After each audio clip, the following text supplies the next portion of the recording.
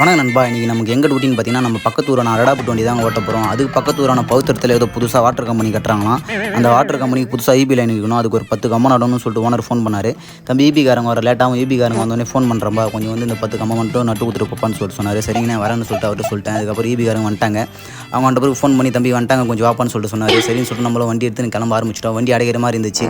ஆனால் டீசல் இல்லைன்னு சொன்னேன். போய் டீசல் ஒரு 2000 ரூபாய் போட்டுக்குப்பான்னு சொல்லிட்டு சொன்னார். கம்பம் எங்கே இருக்குன்னு ஃபோன் பண்ணி கேட்டேன். ஈபிக்காரங்க நம்பர் கொடுத்தாருங்க. அவங்களுக்கு ஃபோன் பண்ணி கேட்டால் அவங்க தம்பி நடுப்புட்டுக்கு போயினே நாங்கள் பின்னாடியே வரோன்னு சொல்லிட்டு சொன்னாங்க.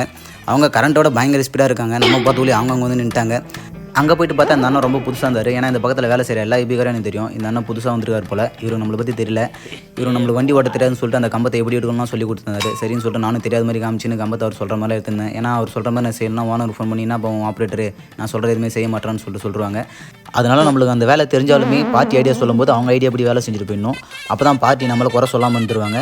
அதே மாதிரி இந்த எலெக்ஷன் கிட்ட வரும்போது பார்த்தீங்களா, எலெக்ஷன் கிட்ட வர தான் இந்த ரோடு போடுறது, இந்த பிரிட்ஜு கட்டுறது, இந்த பாலம் கட்டுறது, இந்த மாதிரி வேலைலாம் செய்கிறாங்க. இது ஏன் அப்படி பண்ணுறாங்கன்னு தெரியல.